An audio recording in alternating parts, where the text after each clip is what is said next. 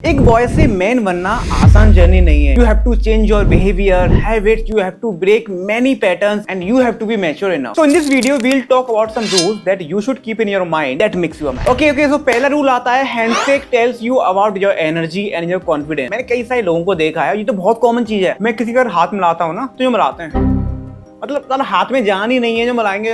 भाई हाथ कॉन्फिडेंस दिखाओ ना, हाथ में थोड़ा अच्छे से कड़क तरीके हाथ मिलाओ। ये नहीं कि उसके हाथ को तोड़ दो, लेकिन एक अच्छे से फर्म हाथ होना चाहिए। सेकंड चीज, कुछ लोग मान लो कोई बंदा आया मेरे साथ मिलने, मैं बैठा हूँ, वो खड़ा है, हम हाथ मिला रहे हैं, भाई इज्जत दे दो उसको हल्की से, तुम भी खड़े हो जाओ। ये छोटी मोटी चीज होती है that you should take care about the handshake. Second चीज आती है never insult the cooking when you are the guest. देखो जब भी हम किसी के यहाँ जाते हैं, चाहे दोस्त हो, कोई रिश्तेदारी हो, और वहां पर आपको कैसा भी खाने को मिले, पीने को मिले, कभी उसमें कमी मत निकालो। मजा नहीं आया खाने में, हल्का बहुत डल जाता है, मजा आ जाता है। आपने देखा होगा ना फिल्मों में क्या दिखाते हैं कभी कभी कि कोई चीनी की जगह नमक डाल के ले आया, वो उसको भी पी रहा है, बोलता है भाई बहुत टेस्टी चाय है, ऐसा कुछ। मतलब आपने सीन देखे होंगे। क्योंकि यार ये साइन है एक मैच्योरिटी का, है ना। आप कहीं एज अ गेस्ट जा रहे हो और उसकी कुकिंग में कोई गलती है बाई चांस, तो आपको वहां बिल्कुल भी इस चीज में कभी भी कानातानी नहीं करनी चाहिए कि यार इसमें नमक कम है, इसमें चीनी कम ज्यादा है, ब्ला ब्ला। ठीक है, जैसा ही मिल रहा है ले लो। थर्ड चीज आती है never eat the last piece of something that you didn't buy. देखो जो चीज आपका दोस्त आपको ऑफर कर रहा है, आपका कोई और भी है, आपका कोई कलीग है या कोई भी हो सकता है, आप एक रेस्टोरेंट में गए और आपके दोस्त ने या किसी ने भी XYZ पर्सन ने आपको कोई ना कोई चीज दिलवा दी, लाइक कोई आइसक्रीम ही है या कोई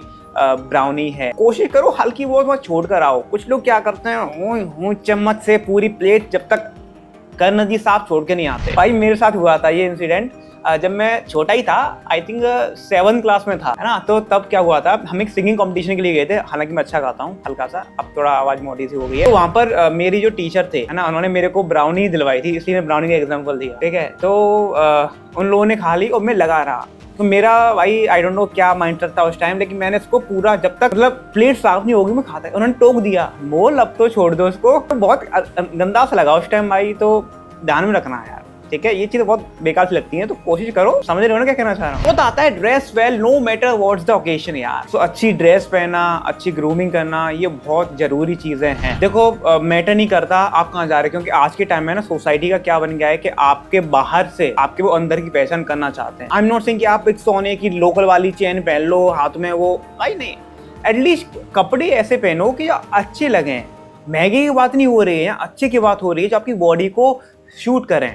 गॉट इट। एंड अगर आप ग्रूमिंग कराते रहोगे टाइम टू तो भी अच्छा रहेगा। अगर आपको पता चले आपको वो 2-3 महीने हो गए, आप बस वो 50-60 रुपए बचाने चक्कर में ग्रूमिंग नहीं करा रहे हो, बाल ऐसे हो गए हैं, दाढ़ी लटक के आ रही है, कोई होश हिसाब नहीं है, हालत में आप इंटरव्यू के लिए जा रहे हो, कॉलेज जा रहे हो, तो यार 50-60 रुपए 100 रुपए जो भी होता है इन्वेस्ट करो और अपने आप को अच्छे से ग्रूम करो और अपने आप को आई वुड से के अच्छी ड्रेस में रहो। Fifth one is my favourite, learn to say no, respect your time and energy. इस दुनिया में ना मतलबी लोग बहुत बढ़ गए हैं, आपको पहले ही बता देता हूँ। और इस मतलबी लोगों के चक्कर में क्या हो रहा है, वो कोशिश करते हैं मैं क्यों मेहनत करूं, सामने वाला है ना। अब सपोज करो आप कहीं भी रहते होंगे, आपके आसपास के लोकलिटी के लोग, अंकल आंटी कोई भी हो सकता है, बोलेंगे आप मान लो कहीं जा रहे हो किसी इंपॉर्टेंट काम के लिए, अरे बेटा अनमोल बेटा रुको यहाँ पर आओ, एक काम करो मेरे लिए 1 किलो चीनी ले आओगे दुकान से। अब आपसे नहीं मना किया गया कि हाँ चलो अंकल ले आता हूँ, आप कह रहे हो, लौट के आए, फिर अंकल एक काम करो बेटा ये ना उठा के वहां रख दो, थोड़ा भारी है, अरे हाँ रख दे। आप मना नहीं करोगे, आप उस फंसते जाओगे अपने उस ट्रैप में जहां पर अपना टाइम वेस्ट कर रहे हो, अपनी एनर्जी वेस्ट कर रहे हो। भाई आपके काम छूटे जा रहे हैं। या तो अलग सेंस है आप फ्री हो, कोई दिक्कत नहीं है, चलो कर देता हूँ,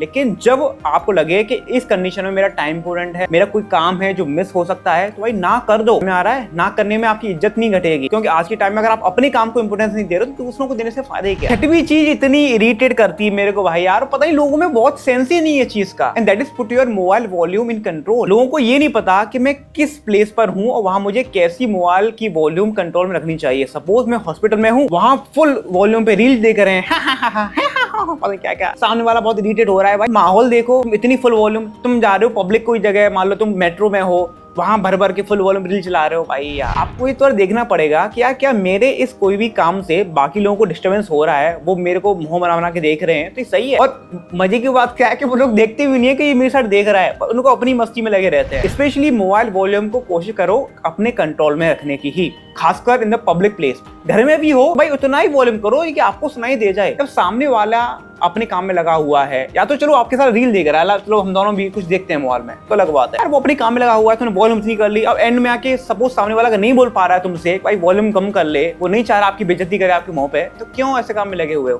तो वॉल्यूम को कंट्रोल जरूर कर लिया करो भाई। सातवीं चीज है stay silent, not everything needs to be said. अब देखो भैया, कुछ चीजें ऐसी होती हैं जो चुप रह के कहते हैं sometimes silent is the best answer. तो कभी कभी कंडीशन अगर ऐसी बन जाती है, वाद विवाद होता जा रहा है, चीजें बढ़ती जा रही हैं, या फिर लगता है कि यार मैं इससे क्यों बात करूं, क्या मेरा कोई नाता नहीं, मेरे कोई ऑक्यूपेशन का कोई अगर बंदा ऐसा है, या कोई भी XYZ बंदा है जो आपको लग रहा है कि इससे बात करना या तो मेरा टाइम वेस्टिंग है, या फिर इससे बात करना बातें बढ़ाने वाला काम है, तो उनसे बात ही मत करो, चुप रहो। गाली देगा 2-4, ओके भाई मेरा टाइम तो बच रहा है, आपको अपना टाइम और एनर्जी की बहुत केयर करनी। वो 2 गाली दे रहा है, आपने बदले में उसको 4-5 दे डाली, और फिर वो बात और बढ़ती जा रही है। अब वहां तुमने 1-2 घंटा फालतू का वेस्ट कर दिया।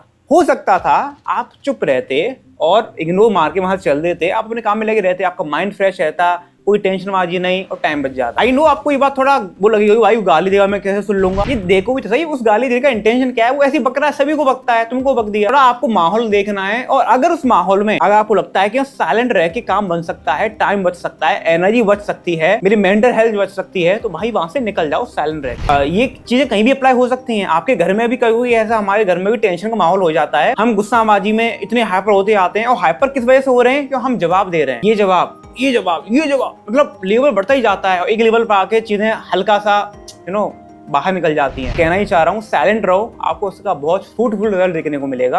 अब ये कहीं भी हो सकता है, आपके ऑफिस में, आपके घर पर, पब्लिक प्लेस पर, कहीं। 8वीं चीज भाई साहब इतनी इंपॉर्टेंट है, ठीक है, और जो आपको जरूर करनी चाहिए, मैं तो बोलूंगा आपको इसका जरूर देखने को मिलेगा बेनिफिट, और हो सकता है आपने इसको एक्सपीरियंस भी कर लिया हो। Always carry cash. जमाना है टेक्नोलॉजी का, मोबाइल का, 1 टैप ट्रांजैक्शन का, बट स्टिल अगर आपके पास कैश नहीं है तो दिक्कत में आ जाओगे। आजकल तब भी आप कहीं भी चले जाओ, कैसी भी सिटी में चले जाओ यार, कुछ लोग ऐसे होते हैं वहां उनको सिर्फ कैश ही लेना है, वो नहीं लेना चाहते आपका ऑनलाइन ट्रांजैक्शन। पिछले आप कितने अमीर ज़्यादा हैं, उनको लेना कैश ही है।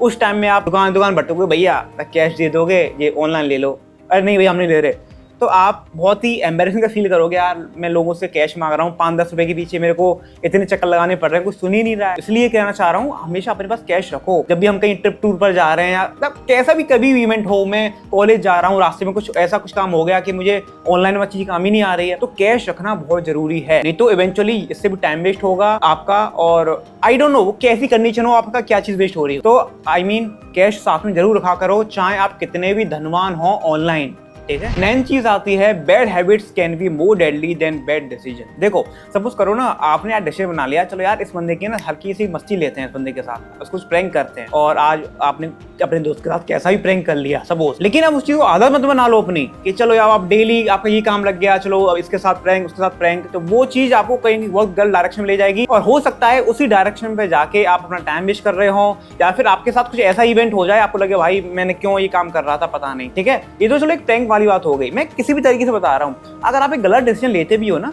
कोई दिक्कत नहीं, क्योंकि आप वो एक बार ले रहे हो, लेकिन उसी डिसीजन के बेसिस पे उसको रिपीटेडली कर करके आपने उसको हैबिट बना लिया, तो बहुत गंदी चीज हो सकती है। और हालांकि हम लाइफ में कई सारे बैड डिसीजन लेते रहते हैं, वी आर नॉट परफेक्ट, लेकिन उसको हैबिट न बनाना। सपोज करो आज ना मैंने डिसीजन ले लिया कि यार आज मैं ना 6-7 घंटे गेम खेलूंगा, ठीक है, बस मन है यार खेलूंगा, लेकिन अगर वो चीज आपने लगातार कर दिया, अब तुम्हें डेली खेलना 6-7 घंटे, बस खेल हो गया भाई, आपको पता है उससे कितने आपके नुकसान होने वाले हैं। And it's not only about game, कोई भी चीज हो सकती है। आपने बोला भाई मैं नहीं कर रहा, कोई काम मेरा मन नहीं है, मैं सोऊंगा बस 10-12 घंटे, सो जाओ, कोई दिक्कत नहीं, लेकिन समझ रहे हो ना, लूप नहीं बनाना है। लूप बनाओगे हैबिट बनेगी तो पूरा पर्सनैलिटी पे वो चीज दिखने लगेगी, इसलिए एक काम नहीं करना है भाई। एक बार फिर से बोलना चाहूंगा, responsibility make you mature not age. Age के साथ मैच्योरिटी नहीं आती है कि आप 25 साल के हो तो मोर मैच्योर हो, अगर कोई 18 साल का है तो वो थोड़ा लेस मैच्योर है, नहीं भाई। जितनी ज्यादा रिस्पॉन्सिबिलिटी आप लेना शुरू कर दोगे कम से कम एज में, उतनी ज्यादा मैच्योरिटी आपके अंदर आएगी। एंड ये बात फैक्ट है, आपने कई सारे ऐसे लोगों को देखा होगा जो कि 14-15 साल में इतने मैच्योर हो जाते हैं, उनको बात करने का लहजा और उनको काम करने का पूरा ढंग सब कुछ अच्छे से आता है। लेकिन कुछ लोग 25-30 साल के हो गए, इनको कोई पता ही नहीं है कि भाई कैसे बात करना होता है, छोटों से कैसे, बड़ों से कैसे, हाथ कैसे मिलाएं, क्या खाएं, कैसे खाएं, इनको कुछ नहीं पता रहता। तो ये चीज सीखो भाई, रिस्पॉन्सिबिलिटी से कभी मत भागो। वैसे एक बात बताओ, मैंने ये 9 चीजें आपको बताई हैं, इनमें से आप कौन सी फॉलो करते हो और कौन सी ऐसी एडिशनल चीजें जो आप ऐड करना चाहोगे। हालांकि इसका पार्ट 2 भी आने वाला है, उसके लिए तैयार रहना। बाकी वीडियो एंड करते हैं, आई होप अच्छी लगी होगी। कोई कमेंट हो तो बता देना, कोई थॉट्स हो आपका माइंड में। बाकी मिलते हैं नेक्स्ट वीडियो के अंदर। Thank you.